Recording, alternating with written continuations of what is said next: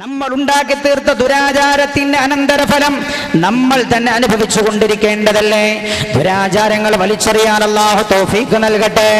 റസൂലുള്ളാഹി പറഞ്ഞതൊരു സ്ത്രീക്ക് വസ്ത്രം വാങ്ങിച്ചു കൊടുക്കാനും ഭക്ഷണം കൊടുക്കാനും പാർപ്പിട സൗകര്യം ചെയ്യുവാനും മഹർ കൊടുക്കാനും കഴിയുമെങ്കിൽ നിങ്ങൾ വിവാഹം ചെയ്യണം.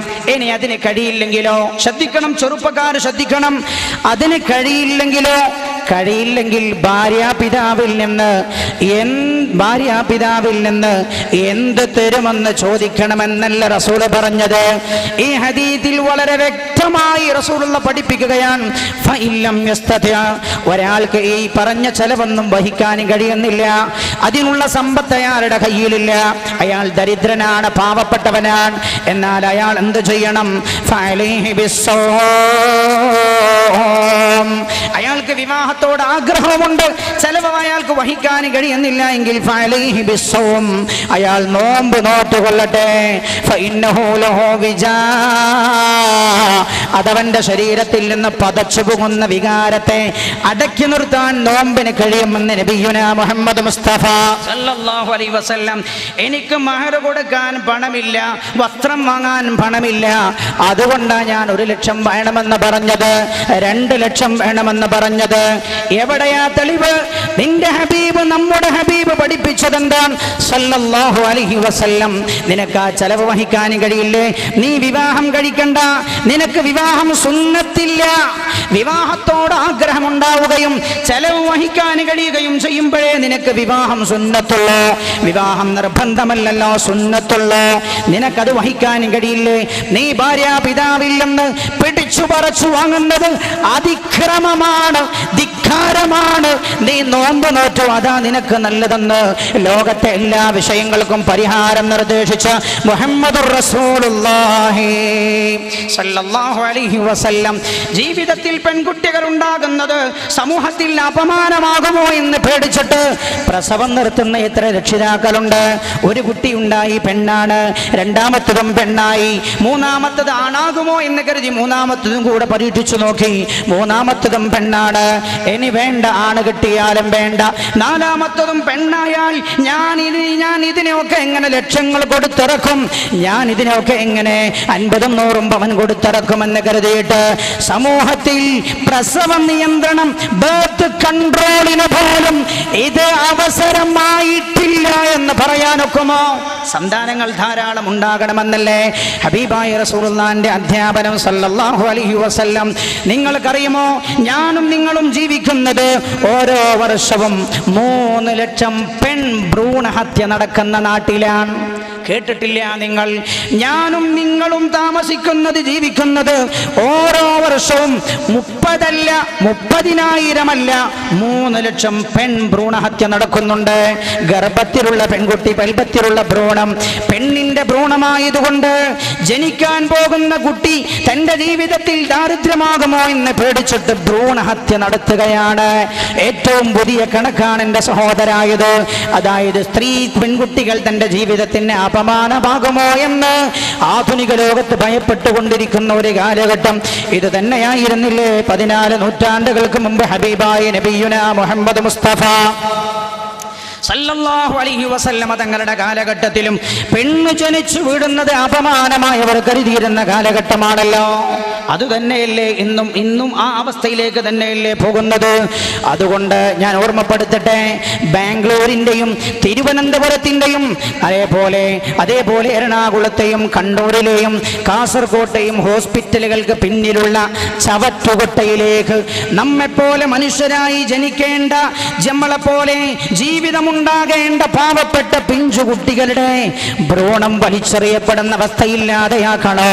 വിവാഹത്തിലെ സാമ്പത്തികമായ ഭാരം നമ്മൾ ഇറക്കി വെച്ചേ മതിയാവൂ. ഇന്നും പിതാക്കൾ കരഞ്ഞുകൊണ്ടിരിക്കുകയാണ്.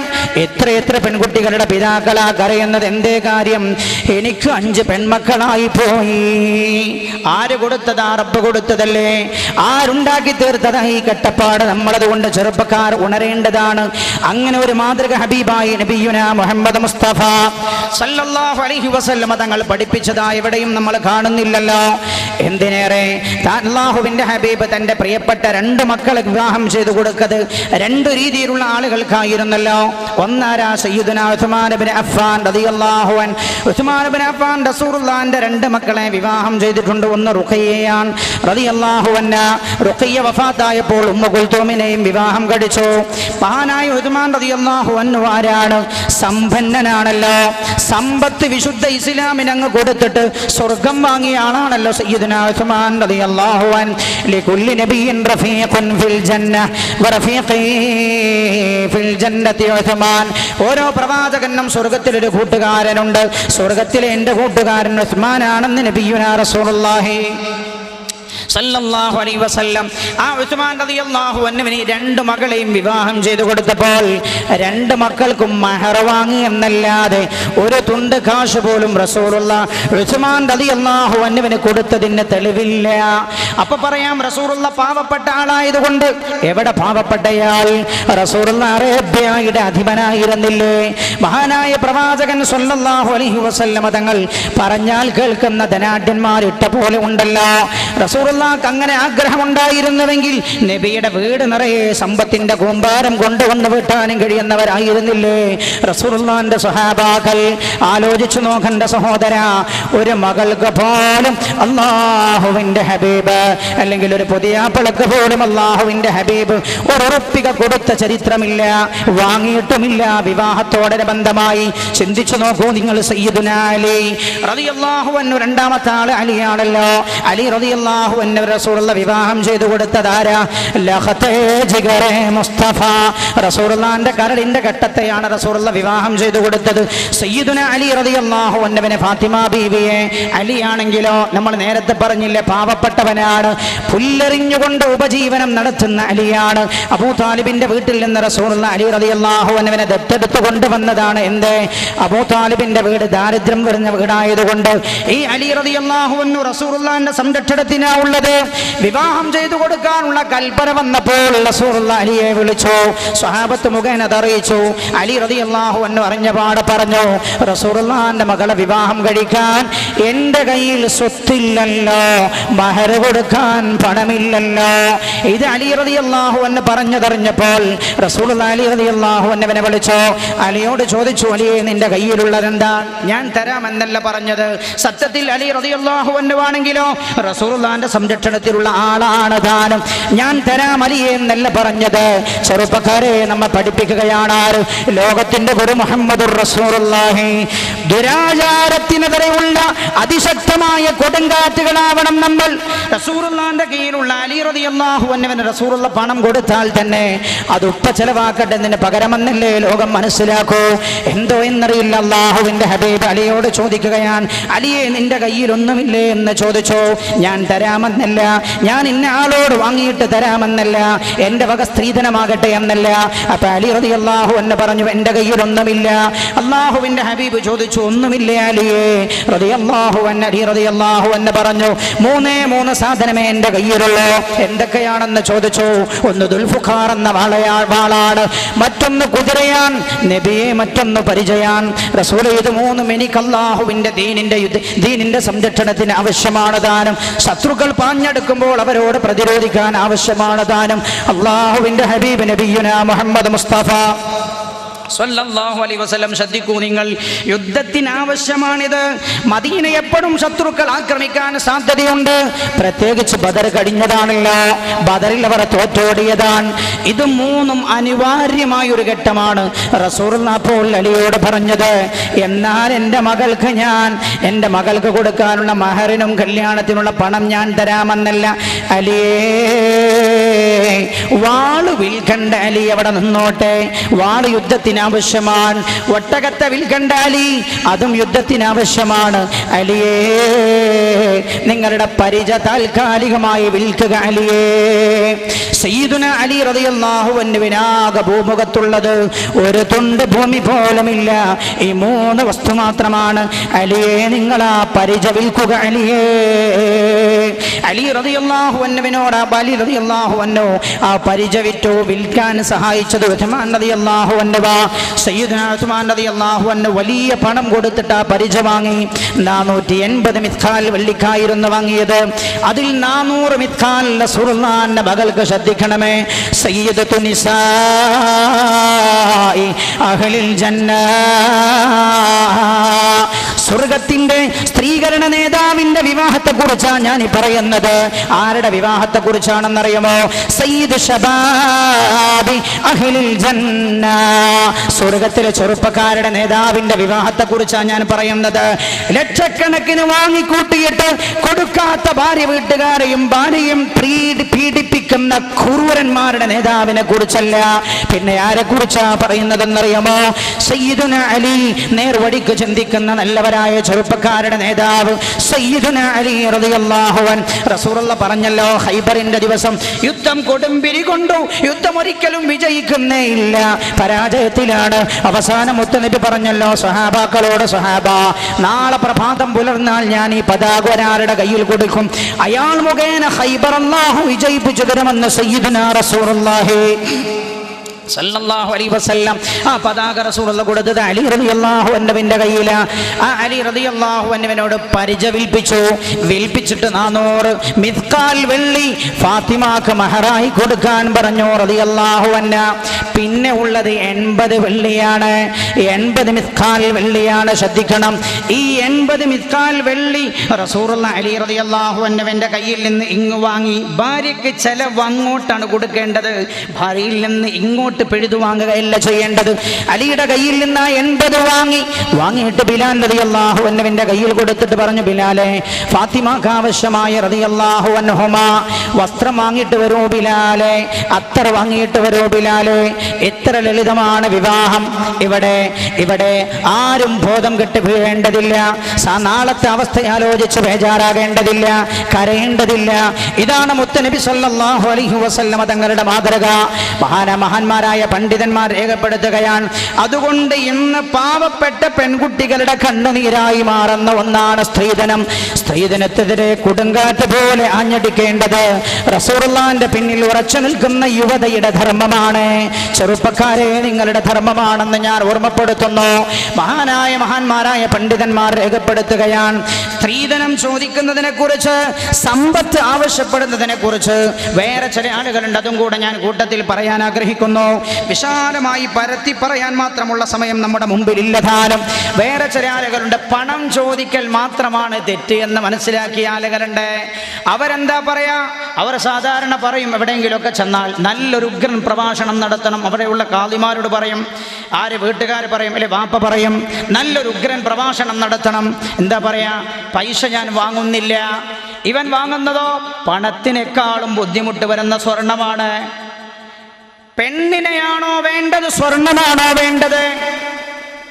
ചില ആളുകൾക്കിടയിൽ മുഖം മിനിക്കുന്നവരുണ്ട്, ഞെളിഞ്ഞു നിവരുന്നവരുണ്ട്. ഞങ്ങൾ സ്ത്രീധനത്തിനെതിരാണ്. സ്ത്രീധനത്തിന് ഒരു വാങ്ങൽ 80 പവനാണ്, മറ്റോ വാങ്ങുന്നതോ 18 പവനും 1 ലക്ഷം റുപ്യ. അതിനേക്കാളും പ്രയാസം കുറവ് ഇതാ, അതിനേക്കാളും പ്രയാസം കുറവിതല്ലേ?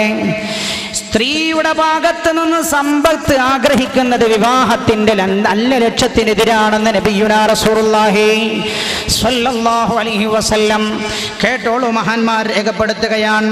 ഇഹ്യാ ഉലൂമുദ്ദീൻ ഇമാം ഗസ്സാലി, ഈ സമുദായത്തിന്റെ ക്രാന്തദർശിയായ ഹുജ്ജത്തുല്ലാഹ്, അല്ലാഹുവിന്റെ ലക്ഷ്യമെന്ന് പുകഴ് കൊണ്ട ഇമാം ഗസ്സാലി റഹ്മത്തുള്ളാഹി അലൈഹി ഇഹ്യാ ഉലൂമുദ്ദീനിൽ കല്യാണം കഴിക്കുന്ന കാര്യത്തെക്കുറിച്ച് വിശദീകരിക്കുന്ന ബാബുൻ നിക്കാഹ് പറയുന്നു, സ്ത്രീ മഹർ വർദ്ധിപ്പിച്ചു ചോദിക്കുന്നത് കറാഹത്തായതുപോലെ തന്നെ താൻ വിവാഹം കഴിക്കാൻ പോകുന്ന പെണ്ണിന്റെ സ്വത്ത് എത്രയുണ്ട് എന്ന് ചോദിക്കുന്നത് കറാഹത്താണ്.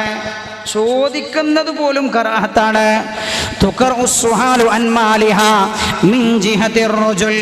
പുരുഷൻ അത് ചോദിക്കുന്നത് കറാഹത്താണ്. ഏത്? സ്വത്ത് എത്രയുണ്ട് പെണ്ണിന് എന്ന് ചോദിക്കൽ കറാഹത്താണ്. പെണ്ണിന്റെ വാപ്പാക്കുണ്ട് എന്ന് പോലുമല്ല.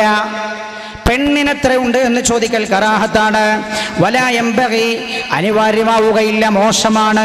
അയ്യൻകിഹ തമഅൻ ഫിൽ മാലി സമ്പത്ത് ആഗ്രഹിച്ചിട്ട് വിവാഹം കഴിക്കൽ. എന്നിട്ട് മഹാനവർകൾ രേഖപ്പെടുത്തുന്നു, ഖാല തൗരി ഇമാം തൗരി റളിയല്ലാഹു അൻഹു രേഖപ്പെടുത്തുകയാണ്, ഇദാ തസവ്വജ ഒരാൾ വിവാഹം ചെയ്തു, വഖാല അയാൾ ചോദിച്ചു, അയ്യു ശൈഇൻ ലിൽ മർഅ പെണ്ണിന് എന്താ നിങ്ങൾ കൊടുക്കാന്ന് ചോദിച്ചു. ഒരാൾ വിവാഹം ചെയ്തു, പെണ്ണിന് എന്താണ് കൊടുക്കുക എന്നൊരാൾ ചോദിച്ചാൽ ഫഅലം അന്നഹു ലിസ്സുൻ നിങ്ങൾ മനസ്സിലാക്കിക്കോളൂ, അയാൾ കള്ളനാണ്. നിങ്ങളുടെ കുട്ടിയല്ല അയാൾ ആഗ്രഹിക്കുന്നത്, സ്വർണമാണ്. പെണ്ണിനെന്താ കൊടുക്കാന്ന് ചോദിച്ചാൽ അപ്പൊ എനിക്കെന്താ കിട്ടാന്ന് ചോദിച്ചാലോ, എനിക്കെന്താണെന്ന് കിട്ടാന്ന് ചോദിച്ചാലോ, നിർബന്ധിപ്പിച്ച് കരൽ പിടിഞ്ഞു വാങ്ങുന്നവരുണ്ട്. 9 വർഷമായല്ലോ ഞാൻ മട്ടന്നൂരിൽ വന്നിട്ട്, 9 വർഷം പൂർത്തിയാവുകയാണ്, 10ാമത്തെ വർഷത്തിലേക്ക് കടക്കുകയാണ്. എൻ്റെ ഓർമ്മയിൽ 9 വർഷത്തിനിടക്ക് ഏതെങ്കിലും വളരെ വിരലിൽ എണ്ണാവുന്ന വെള്ളിയാഴ്ചകൾ മാത്രമാണ് മകളെ കല്യാണം കഴിക്കാറുണ്ട്. 5 പെൺമക്കളായി എനിക്ക്. ആദ്യത്തെ മകൾ ആരോടും പറയരുതെന്ന് കരുതി അഭിമാനത്തിന് ക്ഷതമേൽപ്പിക്കാൻ കഴിയില്ല എന്ന് കരുതിയിട്ട് ഉള്ള കിടപ്പാടം ഞാൻ ബാങ്കിൽ വെച്ചു. ലോൺ എടുത്ത് കല്യാണം കഴിച്ചു. വീട്ടാൻ കഴിഞ്ഞില്ല, ജപ്തി വന്നു. സ്ഥലവും വീടും ബാങ്ക് പിടിച്ചെടുത്തു. ആകെ ഉള്ള 10 സെന്റും വീടും. നിങ്ങളിപ്പോൾ താമസിക്കുന്നത് വാടക വീട്ടിലാണ്. നാട്ടിൽ നിന്ന് എനിക്ക് യാചിക്കാൻ എൻ്റെ അഭിമാനം സമ്മതിക്കാത്തത് കൊണ്ടാണ് ഞാൻ കണ്ണൂരിലേക്ക് വന്നത് എന്ന് പറയുന്ന എത്ര രക്ഷിതാക്കൾ. ഈ സ്ത്രീധനമെന്ന മഹാധൂർത്തമുണ്ട് സമൂഹത്തിലുണ്ടായ ഒരു നാശം എന്താണെന്നറിയുമോ? ഒരു നാശം എത്രയോ അഭിമാനികളായ മനുഷ്യരെ ഗത്യന്തരമില്ലാതെ യാചകരാക്കി മാറ്റി. യാചകരായ തെണ്ടുന്ന ആളുകളാക്കി മാറ്റിയില്ലേ? അങ്ങനെ കാണുന്ന 1.5 ലക്ഷത്തേക്കാൾ നല്ലത് ചെറുപ്പക്കാരാ, നിനക്ക് പള്ളിയുടെ മുറ്റത്ത് പോയിട്ട് മുണ്ട് വിരിക്കലാണ് എന്ന് ഞാൻ ഓർമ്മപ്പെടുത്തുകയാണ്. നിന്റെ ഭാര്യ പിതാവിന്റെ കരൽ മാന്തിപ്പറിച്ചെടുക്കുന്ന ലക്ഷത്തേക്കാൾ നിനക്ക് നല്ലത് നീ സ്വയം ഒരു തുണി വാങ്ങിച്ചിട്ട് പള്ളിയുടെ മുറ്റത്ത് പോയിട്ട് എനിക്കൊരു 5 ലക്ഷം ഉറുപ്പിക വേണമെന്ന് പറഞ്ഞ് മുണ്ട് വിരിക്കലാതിനേക്കാളും നല്ലത്. ഈ സമൂഹത്തിലെ ദുരാചാരങ്ങൾക്കെതിരെ കൂട്ടുനിൽക്കുന്നത് അള്ളാഹുവിന്റെ പരിശുദ്ധമായ ദീൻ വികലമായി ചിത്രീകരിക്കപ്പെടാൻ കാരണമാവുകയാണ്. അള്ളാഹു സുബ്ഹാനഹു വ തആല നമ്മെ രക്ഷപ്പെടുത്തുമാറാകട്ടെ. മഹാനായ നബിയുനാ മുഹമ്മദ് മുസ്തഫ സല്ലല്ലാഹു അലൈഹി വസല്ലമ തങ്ങളുടെ വഴി പിൻപറ്റി ജീവിക്കാൻ അള്ളാഹു നമുക്ക് തൗഫീഖ് നൽകട്ടെ. നോക്കൂ, ഞാൻ നിങ്ങൾക്ക് മിർആത്തുൽ മിഷ്കാത്തിൽ തുഹ്ഫയിലെ മിർആത്തുൽ മിഷ്കാത്തിൽ മഹാൻ രേഖപ്പെടുത്തിയ വാക്കുകൾ ഞാൻ വായിച്ചു തരാം. ഫമുഹൂറുർ റിജാലിശായ പുരുഷന്മാർക്ക് കൊടുക്കുന്ന പണം ഫീ ബഅദിൽ ബിലാദി ചില നാടുകളിൽ അല്ലദീ ഹുവ മിൻ സുനനിൽ കഫറത്തിൽ ഹിന്ദൂസിയ ഹൈന്ദവ മതാചാര പ്രകാരമുള്ള പുരുഷന്മാർക്ക് കിട്ടുന്ന മഹർ അത് ചിലപ്പോൾ തെറ്റിലേക്ക് ചെന്നു ചേരും. ചിലപ്പോൾ എന്നാണ് പറഞ്ഞത്. അപ്പൊ നിർബന്ധമില്ലാതെ ഒരാൾ ഇഷ്ടപ്പെട്ട് കൊടുക്കുകയാണെങ്കിൽ വാങ്ങണേന് ആരും ഒരു തെറ്റും കുഴപ്പം പറയുന്നില്ല. ഇഷ്ടപ്പെട്ടാണ് കൊടുക്കുന്നത്. എൻ്റെ മകൾ ഒരാൾ വിവാഹം കഴിക്കുന്നു, ഞാൻ അയാൾക്ക് സമ്മാനമായി സന്തോഷത്തിൽ ഞാനൊന്ന് കൊടുക്കുന്നു, വാങ്ങാം, കുഴപ്പമില്ല. പക്ഷേ നിർബന്ധിപ്പിച്ചു വാങ്ങുന്ന ഈ മഹറുണ്ടല്ലോ, അതുതന്നെ ചിലപ്പോൾ തെറ്റിലേക്ക് കുന്നുകൂട്ടും. എങ്ങനെയാകുമ്പോൾ ഇലാഖാന അലാ വജ്ഹിൻ ഇഷ്തിറാത്തി, അതായത് ഷർത്ത് വെക്കുക, നീ വിവാഹത്തിന് നിബന്ധന വെക്കുന്ന അവസരമാകുമ്പോൾ എങ്ങനെ അത് ഇല്ലാതെ വിവാഹം കഴിക്കുക എന്ന് നിബന്ധന വെക്കുന്നതാകുമ്പോൾ ലാസിയമാ പ്രത്യേകിച്ച് ഇദാകാന ഗാലിയ അത് വലിയ സംഖ്യയാവുകയും ചെയ്യുമ്പോൾ ലാ യുംകിനുൽ ഔലിയാഉ സ്ത്രീ പെൺകുട്ടികളുടെ വലിയമാർക്ക് കഴിയില്ല തസ്വീജു മൗലിയതിഹിം അവരുടെ കീഴിലുള്ള പെൺകുട്ടികളെ കല്യാണം കഴിക്കാൻ കഴിയില്ല. കഴിയാതെ വരും ബിഹാദൽ ഇഷ്തിറാത്തി ഈ നിബന്ധന വരുമ്പോൾ. അപ്പോൾ എന്ത് സംഭവിക്കും? കല്യാണം കഴിക്കപ്പെടാത്ത ഒരുപാട് പെൺകുട്ടികൾ നാട്ടിൽ ബാക്കിയാകും. വളരെ ശ്രദ്ധിക്കൂ നിങ്ങൾ. കല്യാണം അതായത് ഈ പണം വർദ്ധിച്ചു വന്നാൽ, വ്യാപിച്ചാൽ പാവപ്പെട്ട കുട്ടികളുടെ കല്യാണം കഴിക്കാൻ രക്ഷിതാക്കൾക്ക് കഴിയാതെ വരും. കഴിയാതെ വന്നാലോ ഫലാ യൂജദു നിക്കാഹു, അപ്പോൾ ആ കുട്ടികളുടെ കല്യാണം നടക്കാതെ പോകും. ഫയക്തുറുസ്സിനാ പെണ്ണല്ലേ, ശരീരമല്ലേ, മാംസമല്ലേ, മജ്ജയല്ലേ, വികാരമല്ലേ? അത് എല്ലാവർക്കും ഉണ്ടല്ലോ. പണമുള്ളവന് വികാരമുണ്ടാവുകയും പണമില്ലാത്ത അല്ലാത്തവന് വികാരമില്ലാതിരിക്കുകയും ചെയ്യില്ലല്ലോ. അങ്ങനെ വരുമ്പോൾ ഫയഖ്ദുറുസ്സിനാ, വ്യഭിചാരമുണ്ടാകും. കേട്ടോളോ, ഇതൊക്കെ ഈ സമൂഹത്തിൽ ഈ ദുരാചാരം കൊണ്ട് നടമാടുന്നില്ല എന്ന് ഞെഞ്ചച്ചു കൈവച്ചു ചിന്തിക്കൂ എൻ്റെ പ്രിയമുള്ളവരെ. ഫയഖ്ദുറുസ്സിനാ, വ്യഭിചാരം വർദ്ധിക്കും. വൽ ഫസാദു, നാശമുണ്ടാകും, വിനാശമുണ്ടാകും. എങ്ങനെ നാശമുണ്ടാവുക? അന്യന്റെ കൂടെ ഓടിപ്പോകും. ചിലപ്പോൾ ഇസ്ലാമിൽ നിന്ന് വരെ പുറത്തായവന്റെ കൂടെ ഓടിപ്പോകുന്ന അവസ്ഥയുണ്ടാകും. നമ്മൾ കണ്ടില്ലേ, നമ്മൾ ഇപ്പൊ അടുത്തല്ലേ ഈ ഇടയിലെ നമ്മളൊരു വാർത്ത വായിച്ചിരിക്കുന്നത്. തിരുവനന്തപുരത്ത് സ്വന്തം ഗർഭത്തിൽ തന്റെ ഉമ്മ കൊണ്ട് നടന്ന് 10 മാസം ഗർഭം ചുമന്ന് വേദനയോടെ പ്രസവിച്ചു 2 കൊല്ലം മുലയൂട്ടി കണ്ണിന്റെ ഹിമ വെട്ടാതെ നോക്കി സംരക്ഷിച്ചു കൊണ്ടുവന്ന മകൾ വിവാഹപ്രായത്തോട് അടുക്കുകയാണ്. ആ സ്വന്തം മകളെ കെട്ടിത്തൂക്കി കൊലപ്പെടുത്താൻ തയ്യാറായ സഹോദരിയുടെ ചരിത്രം വായിച്ചില്ലേ നമ്മൾ? എന്തേ കാര്യം? അത് കല്യാണം കഴിഞ്ഞു, ഭർത്താവ് വിദേശത്താണ്, ഭർത്താവിന്റെ ദീർഘമായ അകൽച്ച അന്യമതത്തിൽപ്പെട്ട ഒരു പുരുഷനുമായി അടുക്കാൻ ഇവൾക്ക് കാരണമായി. അടുത്തു, ആ ബന്ധം ഈ മകൾ എതിർത്തു. പത്രത്തിൽ വായിച്ചിട്ട് ദിവസങ്ങളായിട്ടില്ല, മകൾ എതിർത്തപ്പോൾ ഈ പെണ്ണ് കാമുകനോട് പറഞ്ഞു, ഞാൻ വീട്ടിൽ നിന്ന് പുറത്തു പോകാം.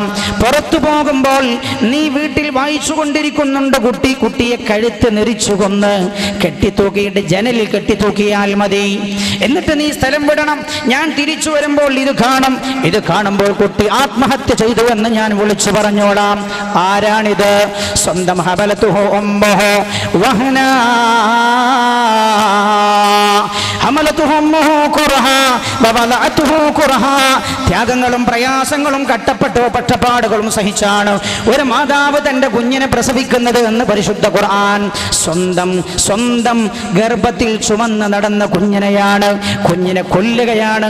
തന്റെ വികാരത്തിന് എതിരായപ്പോൾ എതിരാകാൻ കാരണമെന്താ? ഭർത്താവിന്റെ ദീർഘമായ അഭാവമാണ്. ചിന്തിക്കണം. അപ്പൊ പിന്നെ ഭർത്താവില്ലാത്തവളോ ഒരു സുപ്രഭാതത്തിൽ ഓടിപ്പോകുമെന്ന് ആർക്കാ പറഞ്ഞു തരേണ്ടത്? ഈ ദുരാചാരത്തിനെതിരെ ആഞ്ഞടിക്കുക എന്നത് ധർമ്മമുള്ള ഓരോരുത്തരുടെയും ബാധ്യതയാണ് എൻ്റെ സഹോദരങ്ങളെ.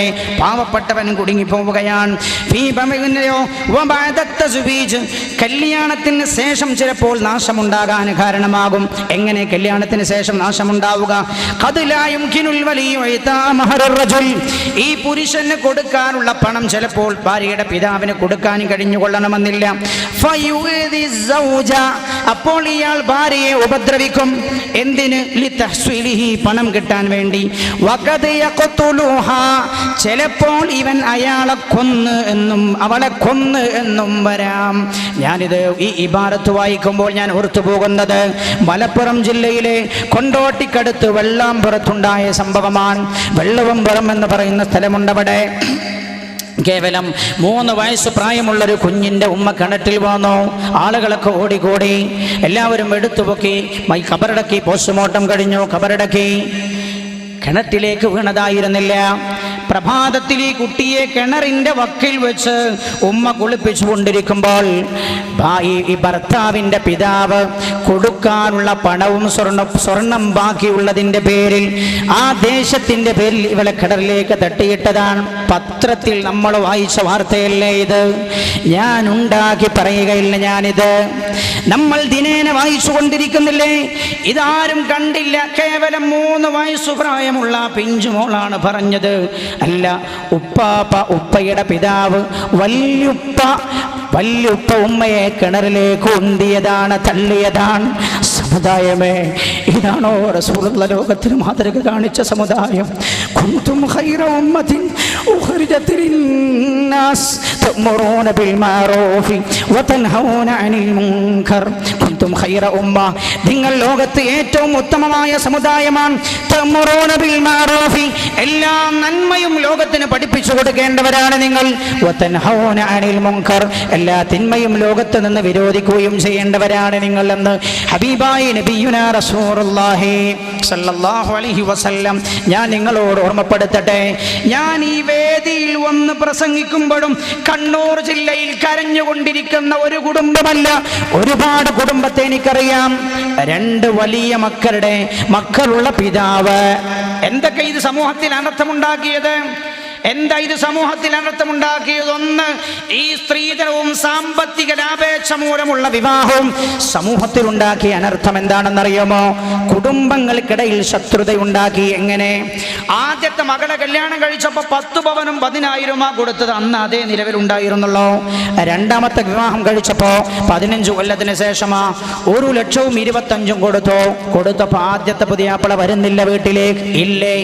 കണ്ണൂർ ജില്ലക്കാരല്ലേ? നിങ്ങൾ ഇരുന്ന് ചിന്തിക്കൂ. ഇല്ലേ? നിങ്ങളുടെ അനുഭവത്തിലില്ലേ? അയാൾ വരുന്നില്ല. എന്റെ കാരണം പറഞ്ഞത് അവൾക്ക് കൊടുത്ത പോലെ എനിക്കും തരണം. എന്റെ മക്കൾക്കിടയിൽ ശത്രുതയായി. മകൾക്കും ആദ്യത്തെ മകൾക്കും സ്വന്തം ഉപ്പായോടും ഉമ്മായോടും വിരോധമായി. മക്കൾക്കിടയിൽ വിവേചനം. ഇതാണ് ഇതുകൊണ്ട് വന്ന ഒരനർത്ഥം. മക്കൾക്കിടയിൽ വിവേചനം നടത്താൻ പാടില്ല എന്ന് നബിയുനാ മുഹമ്മദ് മുസ്തഫ സല്ലല്ലാഹു അലൈഹി വസല്ലം. നീ ഇയാൾക്ക് എന്തേ തോനെ കൊടുത്തത്? ഇയാൾ നല്ല പുതിയാപ്പിളയായതുകൊണ്ട് മറ്റേയാൾ നല്ലതല്ലേ? ഇങ്ങനെ മനുഷ്യനെ സമ്പത്തിന്റെ പേരിൽ വിവേചനം നടത്തുന്ന വിവേചനം. കുല്ലുകും മിൻ ആദം വആദമു മിൻ തുറാബ്. നിങ്ങളെല്ലാം ആദം അലൈഹിസ്സലാമിന്റെ മക്കളാണ്. ആദം അലൈഹിസ്സലാമോ മണ്ണിൽ നിന്നുമാണ്. വിവേചനത്തിന്റെ ഒരു ഹദീസ് ഞാൻ വായിച്ചു തരാം. ഇതുകൊണ്ടുണ്ടായ ഒരനർത്ഥം മക്കൾക്കിടയിലുള്ള വിവേചനമാണ്. ഉള്ള സ്നേഹമില്ലാതെയായതാണ്. മഹാനായ നബിയുനാ മുഹമ്മദ് മുസ്തഫ സല്ലല്ലാഹു അലൈഹി വസല്ലം നുഅ്മാൻ ഇബ്നു ബശീർ റളിയല്ലാഹു അൻഹു റിപ്പോർട്ട് ചെയ്യുകയാണ്.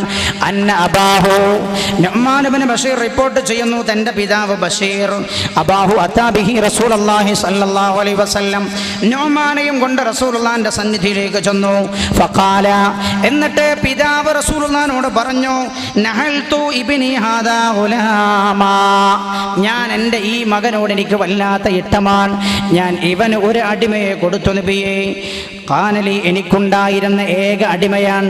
ആ അടിമയെ എനിക്ക് വല്ലാത്ത ഇഷ്ടമാണ്. എൻ്റെ ഈ മകനോട് ഞാൻ അവന് കൊടുത്തു നബിയേ. ഫഖാല റസൂലുള്ളാഹി സല്ലല്ലാഹു അലൈഹി വസല്ലം പറഞ്ഞു, അകുല്ല വലദക നഹൽതഹു മിസ്ല ഹാദാ, നിന്റെ എല്ലാ മക്കൾക്കും നീ ഇതുപോലെ കൊടുത്തിട്ടുണ്ടോ എന്ന് ചോദിച്ചു. ഫഖാല, അപ്പോൾ ബശീർ റളിയല്ലാഹു അൻഹു പറഞ്ഞു, ഇല്ല നബിയേ, ഞാൻ കൊടുത്തിട്ടില്ല. ഖാല, അപ്പോൾ റസൂലുള്ളാഹി പറഞ്ഞു, ഫർജ, നീ കൊടുത്തത് തിരിച്ചു വാങ്ങുക. ഇനിയിപ്പോൾ നിങ്ങളൊക്കെ പോയിട്ട് തിരിച്ചു കൊടുത്തു വാങ്ങി കുഴപ്പമുണ്ടാക്കണമെന്നല്ല ഞാൻ പറഞ്ഞത്. വളരെ ശ്രദ്ധിക്കേണ്ടതാണ്. മക്കൾക്കിടയിലുള്ള വിവേചനം മക്കളുടെ സ്നേഹം കുറഞ്ഞു പോകാൻ കാരണമാകും. ഇതുകൊണ്ടുണ്ടായ ഒരനർത്ഥമതല്ലേ റസൂലുള്ള. എന്നിട്ട് പിന്നെ വേറെ റിപ്പോർട്ടിൽ ഇങ്ങനെയാണ് പറയുന്നത്, ഫലാ തുശ്ഹിദിനി ഫഇന്നി ല അഷ്ഹദു അലാ ജൗർ, അതിനെന്നെ നീ സാക്ഷിയാക്കണ്ട ബഷീറേ, നിങ്ങൾ അതിനെന്നെ സാക്ഷിയാക്കണ്ട. ഒരക്രമത്തിന് ഞാൻ സാക്ഷി നിൽക്കില്ല എന്ന് നബിയുനാ മുഹമ്മദ് മുസ്തഫ സല്ലല്ലാഹു അലൈഹി വസല്ലം. അപ്പോൾ ഇതുകൊണ്ട് ഉണ്ടായ ഒരു ദുരാചാരം, ഒരു നാശമതാണ്. രണ്ടാമത്തെ നാശം എത്രയോ അഭിമാനികളായ ആളുകളെ യാചകരാക്കി മാറ്റി.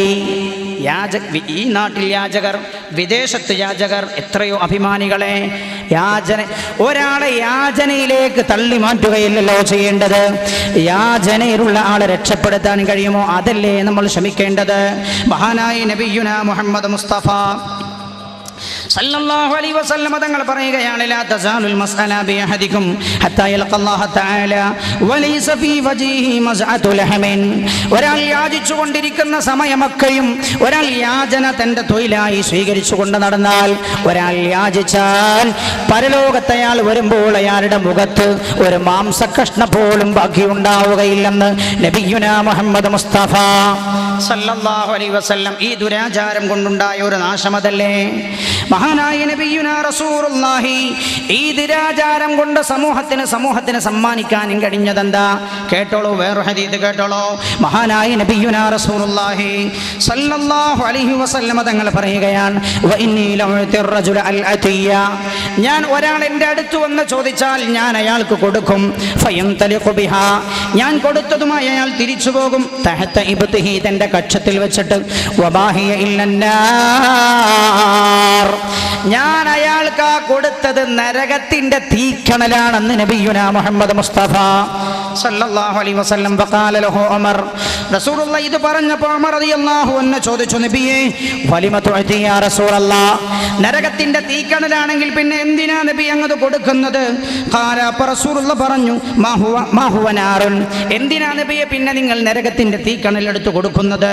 ഫഖാല, റസൂലുള്ളാഹി പറഞ്ഞു, അബല്ലാഹുൽ ബുഖല അബല്ലാഹു ലി അൽ ബുഖല, അല്ലാഹു ബുഖൽ എനിക്ക് വിലങ്ങിയിട്ടുണ്ട്, പിശുക്ക് കാണിക്കരുത് എന്ന് റബ്ബനോട് പറഞ്ഞിട്ടുണ്ട്.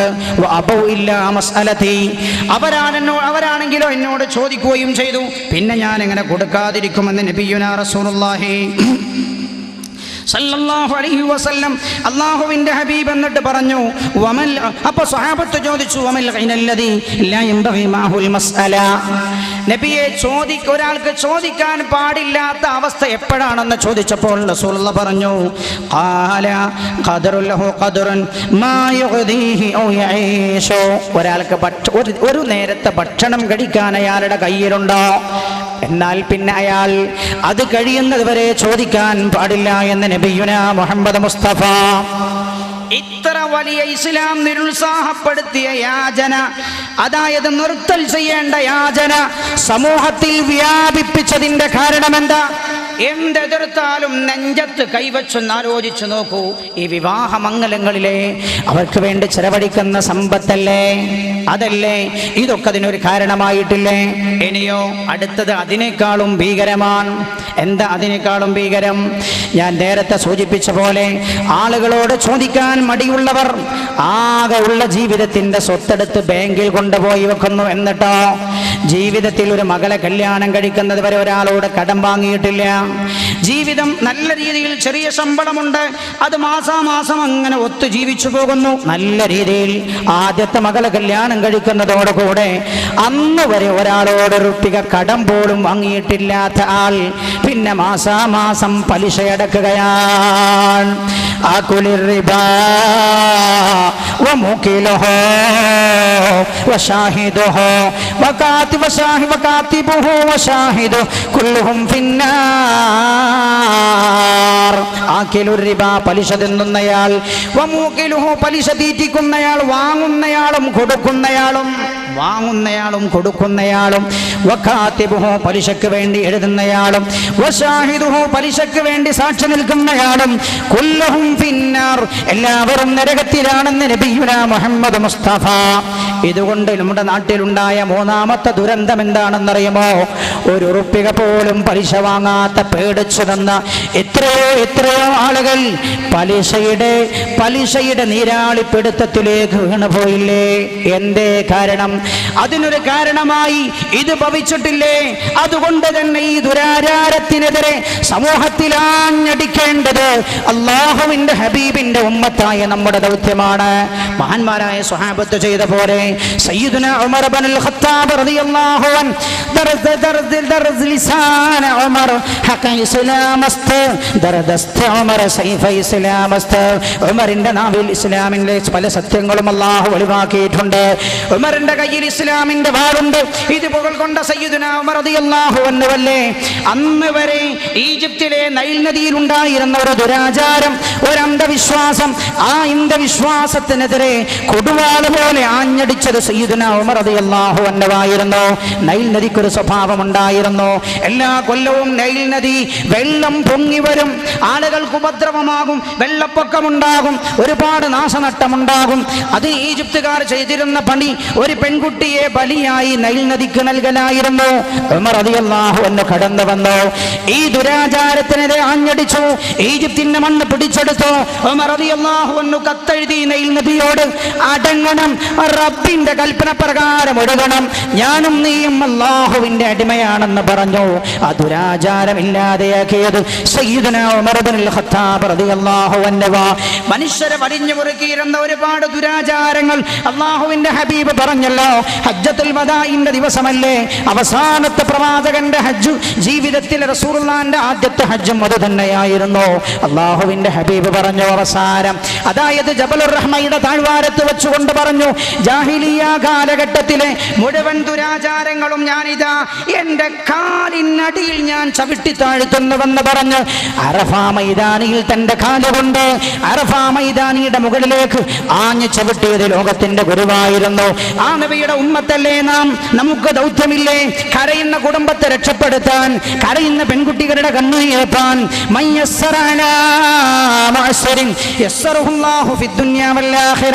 ഒരാൾ പ്രയാസം അനുഭവിക്കുന്ന ഒരാളുടെ പ്രയാസം ദൂരീകരിച്ചു കൊടുത്താൽ അവന്റെ പ്രയാസം ദൂരീകരിക്കാൻ അല്ലാഹുവിന്റെ കൂടെ ഉണ്ടാകുമെന്ന് മുഹമ്മദുർ റസൂലുള്ളാഹി. അതാണോ നമുക്ക് വേണ്ടതോ? ദുനിയാവിലെ സുഖാഡംബരങ്ങളാണോ നമുക്ക് വേണ്ടത്? അതുകൊണ്ട് ഇതിനുള്ള ഏതാനും ചില പരിഹാര മാർഗങ്ങളുണ്ട്.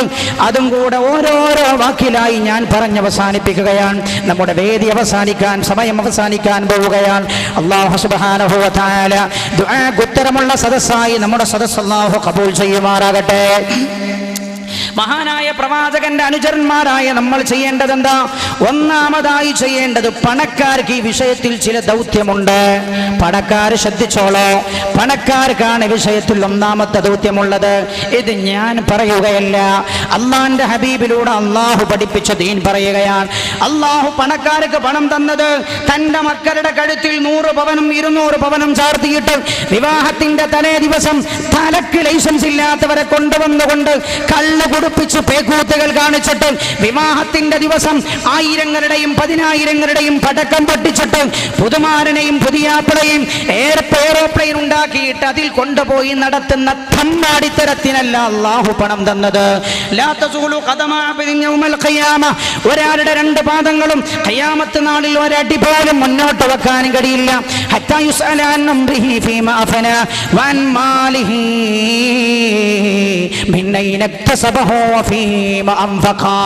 നിന്റെ സമ്പത്ത് നീ എങ്ങനെ ഉണ്ടാക്കി, എന്തിൽ ചെലവഴിച്ചുവെന്ന് റബ്ബിനോട് മറുപടി പറയാതെ ഒരടി പോലും മുന്നോട്ട് വെക്കാൻ കഴിയുമെന്ന് മുതലാളി നീ മനസ്സിലാക്കണ്ട. നിനക്ക് തമ്മാടിത്തരം കാണിക്കാനല്ല അല്ലാഹു സമ്പത്ത് തന്നത്. നാട്ടുകാരെ മുഴുവൻ പത്രത്തിലൂടെ ക്ഷണിച്ചു കൊണ്ടുവന്നിട്ട് സദ്യ കൊടുത്തിട്ട് സദ്യയിൽ ഉണ്ണുന്ന പ്ലേറ്റും എറിഞ്ഞെടുക്കുന്ന തമ്മാടിത്തരമല്ല പണം കൊണ്ട് ചെയ്യേണ്ടത്. അള്ളാഹുവിന്റെ സമൂഹത്തിൽ പാവപ്പെട്ട ആളുകളുണ്ട്, അവർക്ക് നീ അവരുടെ വിഹിതം എത്തിച്ചു കൊടുക്കണം. ഇത് ചെയ്യേണ്ടത് മുതലാളിമാരുടെ ദൗത്യമാണ്.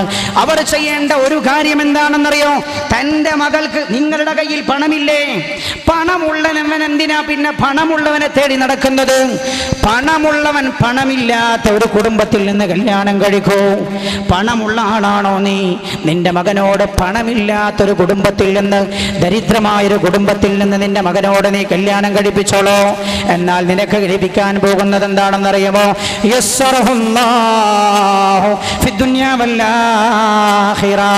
ദുനിയാവിലും ആഖിറത്തിലും അല്ലാഹുവിന്റെ കൂടെ ഉണ്ടാകും. ഇത് ഹബീബായ നബിയുനാ മുഹമ്മദ് മുസ്തഫ സല്ലല്ലാഹു അലൈഹി വസല്ലം തങ്ങൾ വാഗ്ദത്തം ചെയ്ത പ്രതിഫലമാണ്. അല്ലാഹുവിന്റെ ഹബീബ് എന്താ കാരണം? 5 പെൺമക്കളുണ്ട്. കരഞ്ഞുകൊണ്ടിരിക്കുന്ന പിതാവിന്റെയും ഉമ്മയുടെയും കുടുംബത്തിലേക്ക് നീ ഒരു അനുഗ്രഹമായി ചെന്നാൽ, നീ കാരണം ആ കുടുംബം സന്തോഷിക്കാൻ അവസരമുണ്ടായാൽ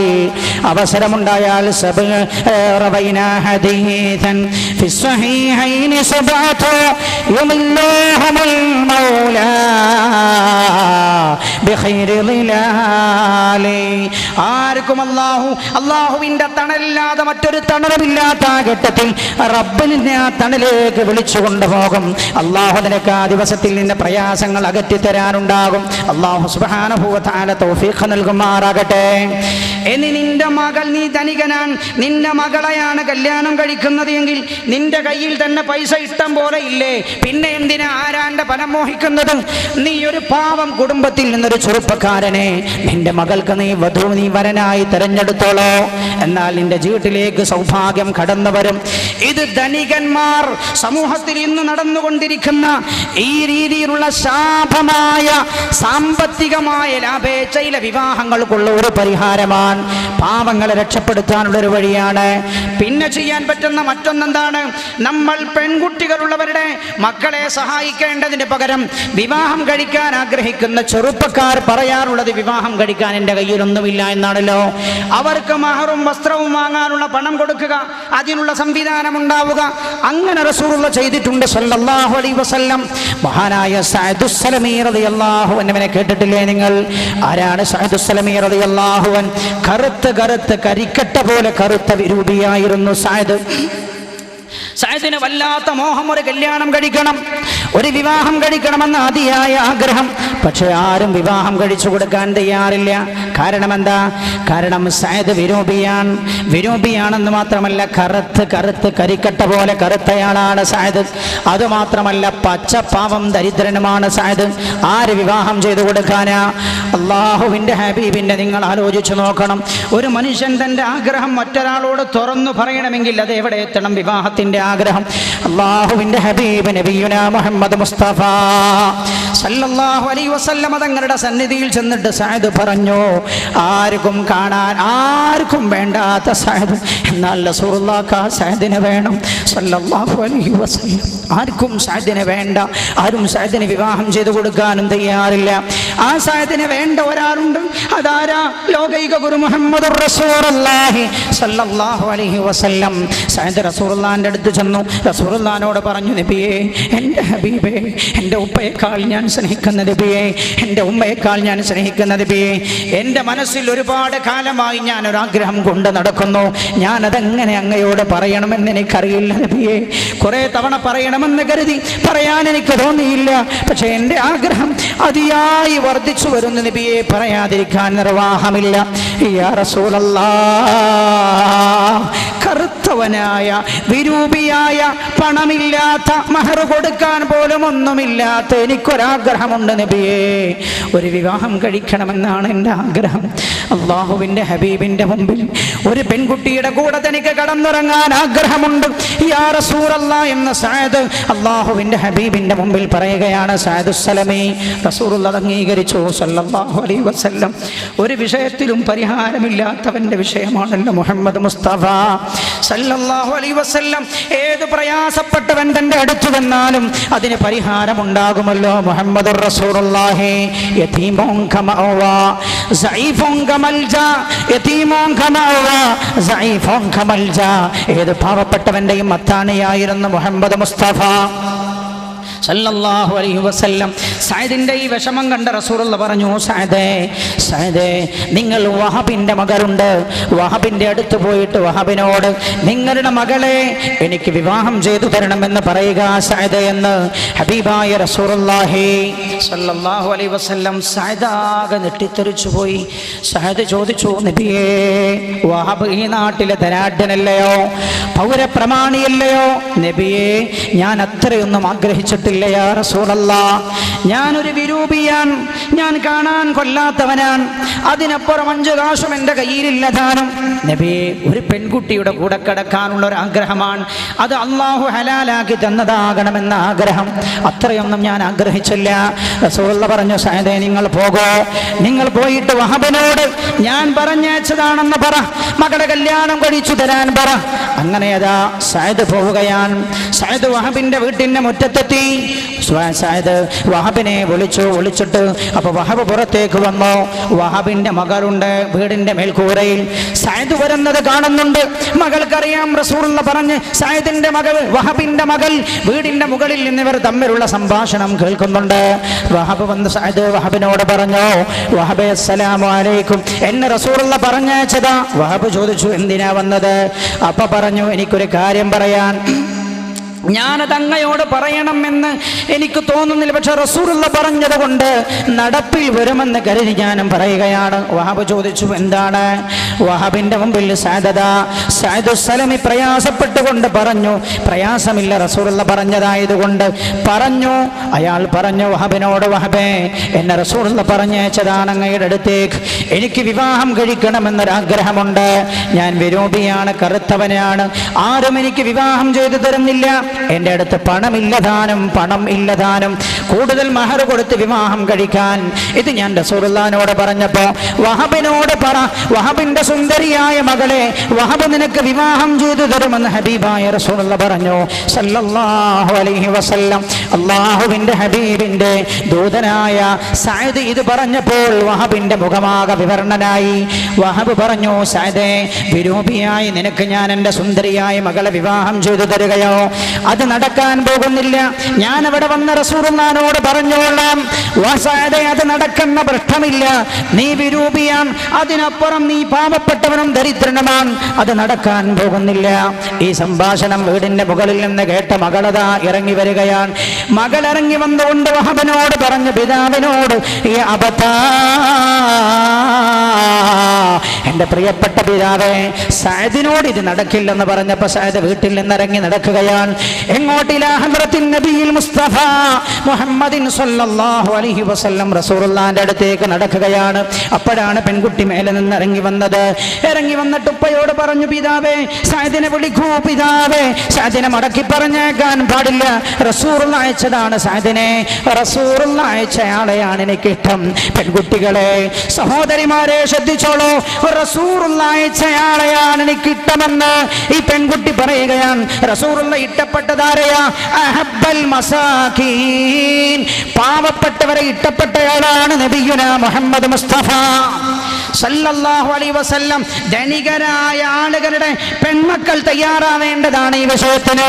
റസൂലുള്ളാഹി പറഞ്ഞല്ലോ, അല്ലാഹുമ്മ ഹീനി മിസ്കീന വഅമിത്നി മിസ്കീന വഅൽഹിഖ്നി ഫീ സുംറത്തിൽ മസാകീൻ. ഉഹദ് പർവ്വതങ്ങളൊക്കെയും വന്നിട്ട് നബിയെ ഞങ്ങൾ അങ്ങേക്ക് സ്വർണ്ണമാകട്ടെ എന്ന് ചോദിച്ചപ്പോൾ വേണ്ട, അല്ലാഹുമ്മ ഹീനി മിസ്കീന, എന്നെ നീ പാവപ്പെട്ടവനായി ജീവിപ്പിക്കണം, പാവപ്പെട്ടവനായി മരിപ്പിക്കണം, പാവപ്പെട്ടവരോടൊപ്പം സ്വർഗ്ഗത്തിൽ ഒരുമിച്ച് കൂട്ടണേ എന്ന് അല്ലാഹുവിന്റെ ഹബീബ് ദുആ ചെയ്തു. റസൂൽ മിസ്കീനാകാൻ ആഗ്രഹിച്ചത്. ഈ പെൺകുട്ടി വന്നിട്ട് പറഞ്ഞ, പിതാവേ, സഅദിന്റെ സൗന്ദര്യം എനിക്ക് പ്രശ്നമല്ല, സഅദിന്റെ ദാരിദ്ര്യം എനിക്ക് പ്രശ്നമല്ല, അല്ലാഹുവിന്റെ ഹബീബ് ഇഷ്ടപ്പെട്ടയാളെയാണ് എനിക്കിഷ്ടം, അതുകൊണ്ട് വിവാഹം ചെയ്തു തരണം.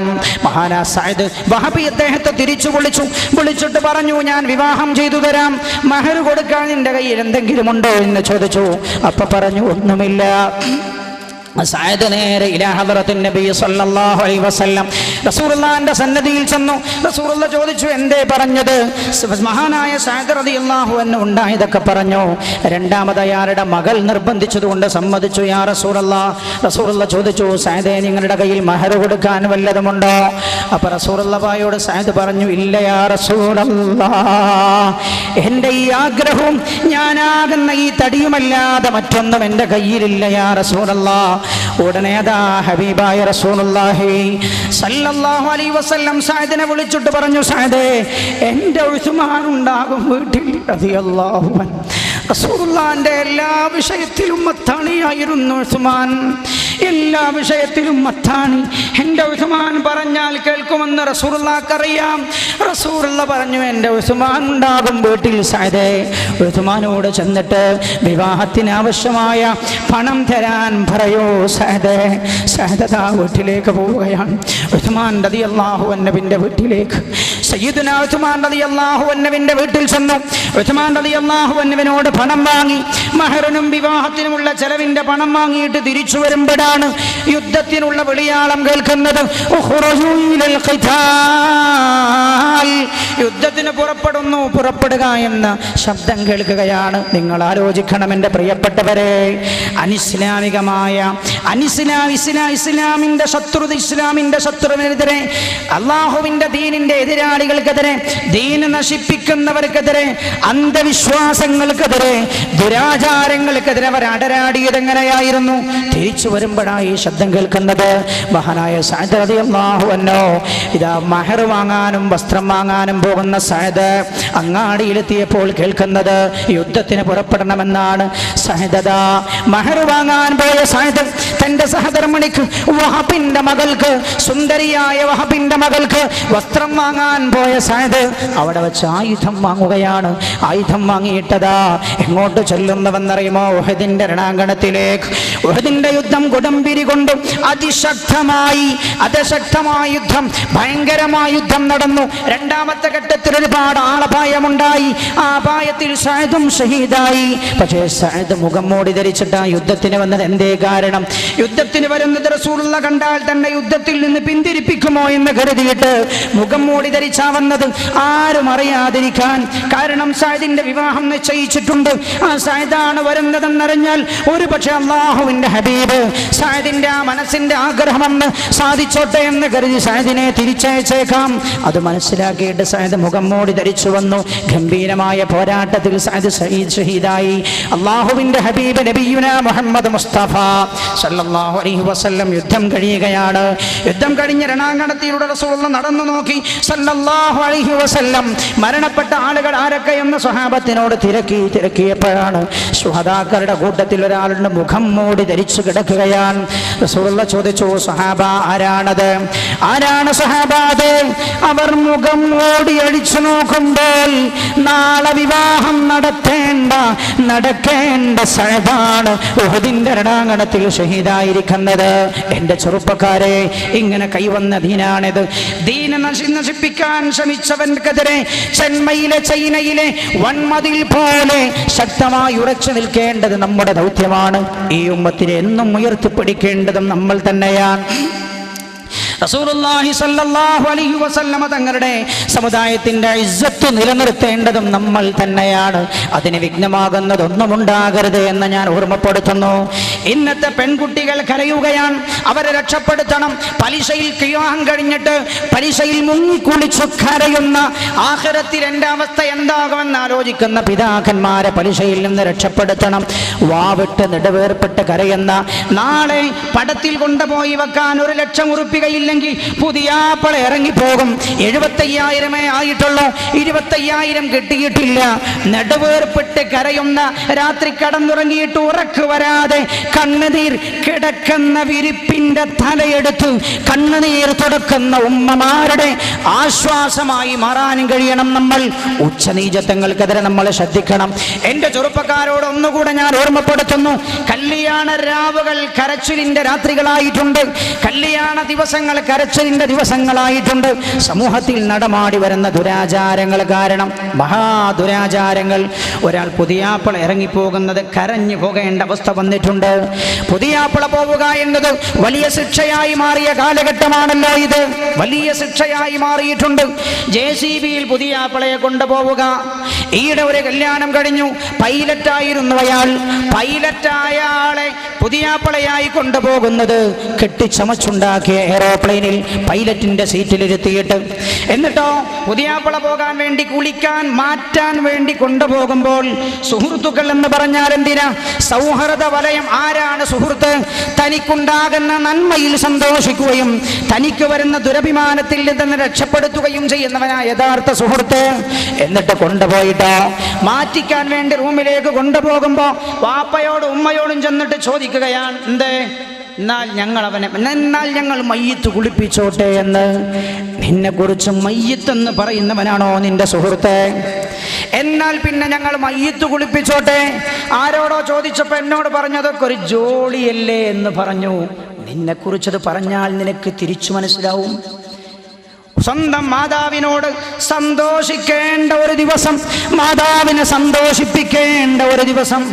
ഞാൻ ഓർത്തു പോകുന്നു, പിതാവ് മരിച്ചൊരു വീട്ടിൽ അധികം വൈകാതെ ആ വീട്ടിലെ മകന്റെ കല്യാണം നടക്കുകയാണ്.